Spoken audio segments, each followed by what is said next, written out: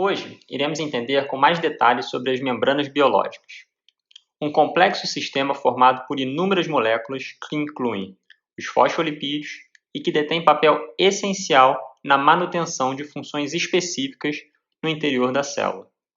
Iremos conversar sobre suas propriedades e seu papel em uma série de funções fisiológicas. Nessa primeira ilustração, estão representados alguns fosfolipídios em um modelo espacial de esferas, para demonstrar como eles se dispõem em uma bicamada lipídica.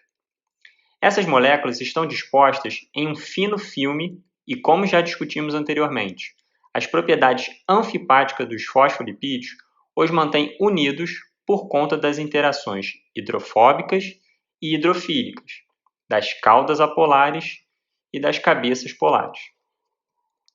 Conceitualmente, uma bicamada lipídica é dividida em uma lâmina ou folha interna, voltada para dentro do meio celular, ou uma organela específica, e uma folha externa, que fica voltada para o meio extracelular, ou para fora da organela. Nessa apresentação, cada cor faz referência a um tipo de átomo específico. Os hidrogênios em branco, carbonos em preto, oxigênios em vermelho, nitrogênios em azul e fósforo em amarelo. No próximo esquema de uma membrana biológica, podemos observar que sua composição é muito mais elaborada do que apenas a presença de inúmeros fosfolipídios organizados em um arranjo de bicamada. Em sua composição, podemos observar que, inserido na bicamada de fosfolipídios, existem proteínas transmembranares, ou seja, aquelas que atravessam as duas folhas de lipídios, além de proteínas acessórias ancoradas na folha interna. Além disso, glicolipídios, glicoproteínas podem ser expostos em sua folha externa. Entre as principais propriedades das membranas biológicas, podemos dizer que elas são estruturas muito dinâmicas e apresentam fluidez, ou seja, o conteúdo de fosfolipídios e suas proteínas ancoradas não são estáticas, não estão em um determinado local apenas. Eles podem se movimentar ao longo da bicamada. Muitas moléculas associadas à membrana podem se mover ao longo do plano de uma das folhas da membrana. E mais, com o auxílio de proteínas específicas, fosfolipídios podem passar de uma folha externa para a interna, e vice-versa. É interessante notar ainda que o caráter de fluidez de membrana pode ser alterado de acordo com a composição dos fosfolipídios ali presentes.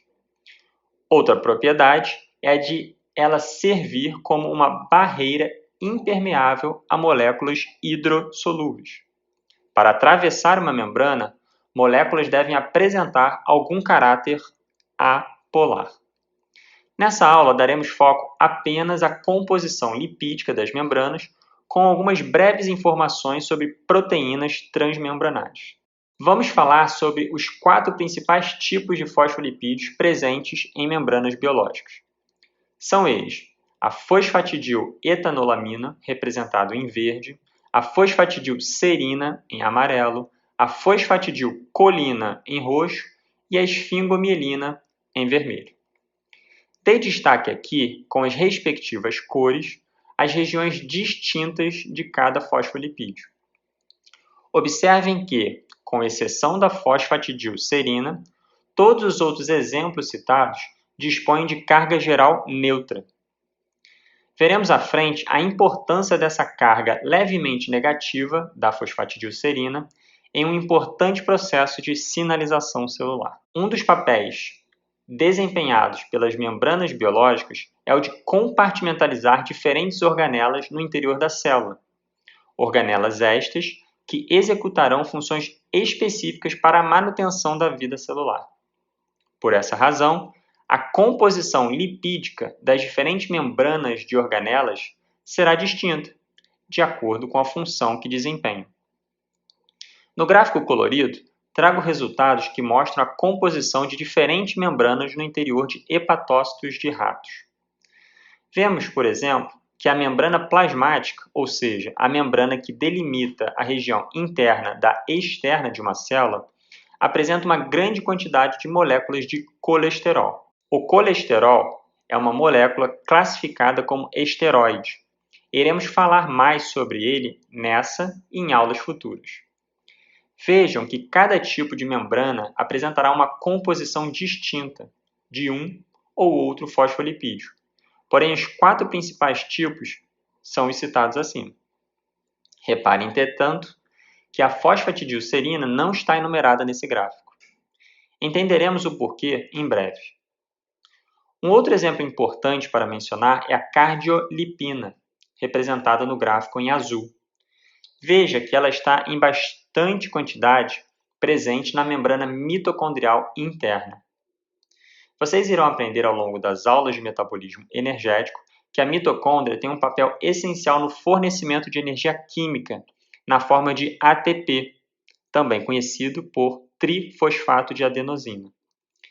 Para que o ATP seja formado, uma série de proteínas ancoradas na membrana mitocondrial interna irão agir de maneira sincronizada. Essas proteínas fazem parte da cadeia transportadora de elétrons. Enfim, conheceremos melhor sobre a molécula de ATP quando falarmos dos nucleotídeos e dessas proteínas nas aulas de metabolismo. Agora, vamos entender o que é que a cardiolipina tem a ver com essas informações, o seu papel na membrana das mitocôndrias internas e sua relação com essas proteínas de cadeia transportadora de elétrons. A cardiolipina é um fosfolipídio peculiar. Ela é formada por 2 moléculas de ácido fosfatídico, como representado no círculo pontilhado à esquerda, unidos por 2 grupamentos fosfatos, em amarelo, a uma terceira molécula de glicerol, em azul. Podemos dizer, então, que é uma formação dimérica ou um difosfatidilglicerol. À direita, vocês poderão observar sua estrutura em formato de esferas. Entre as atividades da cardiolipina, podemos citar sua participação em auxiliar algumas proteínas da cadeia transportadora de elétrons a funcionar com maior atividade, além de facilitar seu dobramento quaternário. A cardiolipina também atua como um sinalizador celular, ou seja, quando esse fosfolipídio é endereçado para a membrana mitocondrial externa, este é reconhecido pela célula como um sinal de morte a ser mediado pela mitocôndria.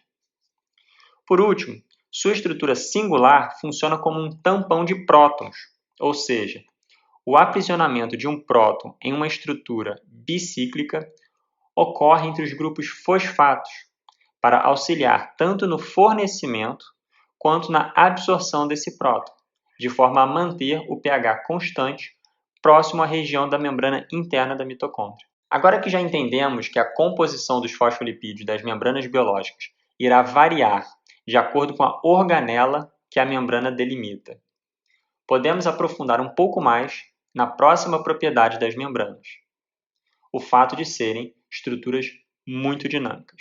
Sempre que falarmos em dinâmica, devemos pensar no comportamento das biomoléculas ao longo do tempo. No contexto das membranas, na taxa de difusão dos seus fosfolipídios ao longo de uma das lâminas interna ou externa da bicamada. Aqui, podemos traçar 3 cenários que estão ilustrados à esquerda do slide.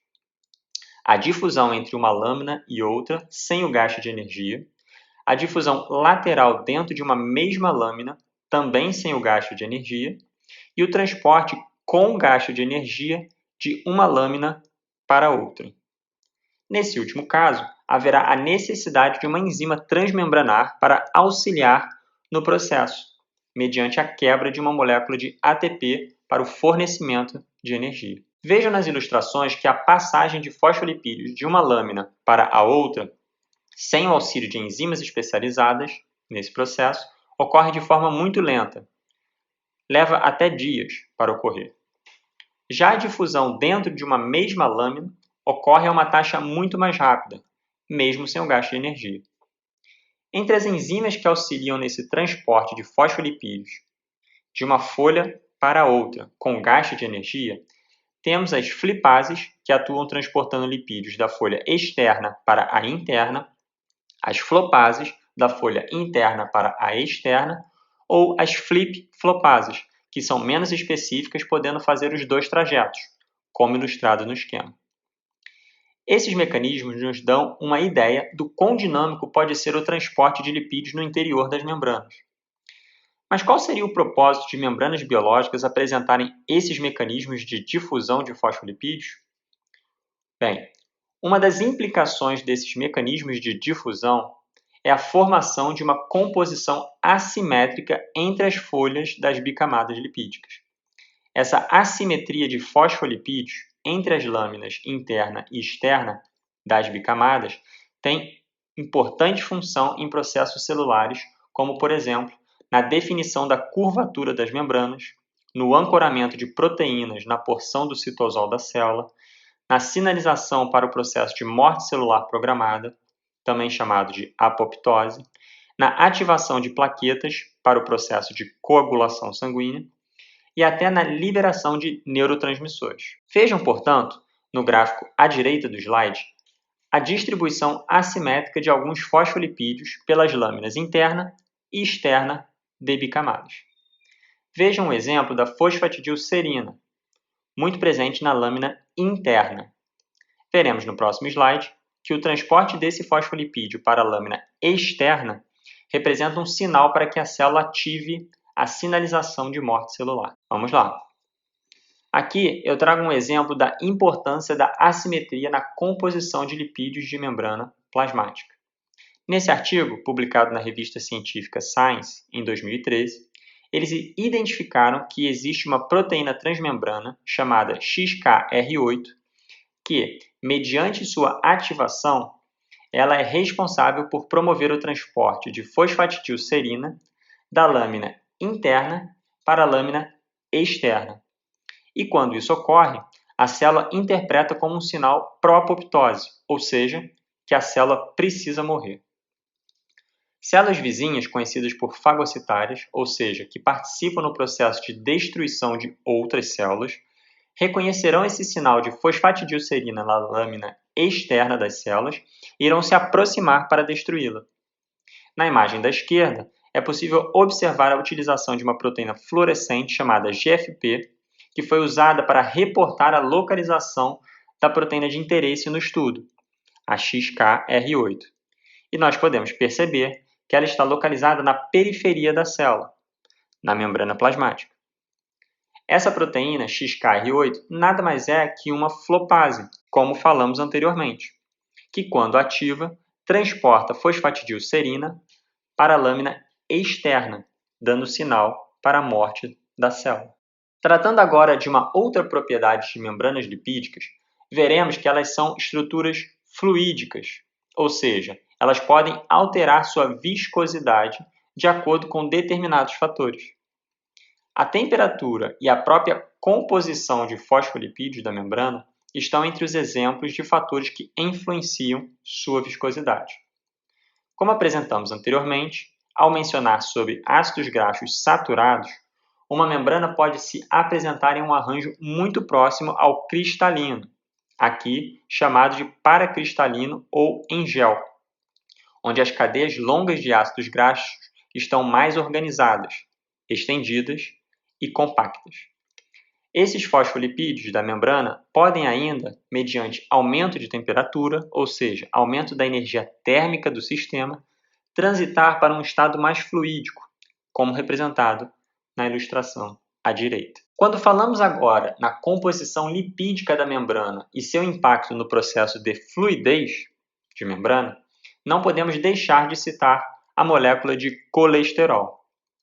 Antes de dar continuidade, vamos conhecer as principais características químicas dessa molécula. Como mostrado no slide, o colesterol é formado por um anel rígido, conhecido por esteroide, um grupamento hidroxila polar, representado pelo círculo vermelho, e uma cauda apolar de carbonos. Vejam como é sua representação no formato de esferas, onde as cores brancas representam hidrogênios, preto, carbono e vermelho, o átomo de oxigênio. Por essas características do colesterol, ele pode funcionar como um regulador bidirecional no processo de fluidez de membranas. Quando inserido em baixas concentrações entre os fosfolipídios da membrana, ele se organiza de forma a permitir com que seu grupo hidroxila se associe com os grupos da cabeça polar dos fosfolipídios, enquanto o anel esteroide e a cauda apolar de carbonos se associam com as cadeias longas do carbono dos fosfolipídios, causando enrijecimento dessas estruturas. O impacto disso é uma menor deformação e permeabilidade de membrana. Por outro lado, quando em altas concentrações, em determinadas regiões da membrana, o colesterol pode aumentar sua fluidez e impedir transições de fase para estruturas mais paracristalinas.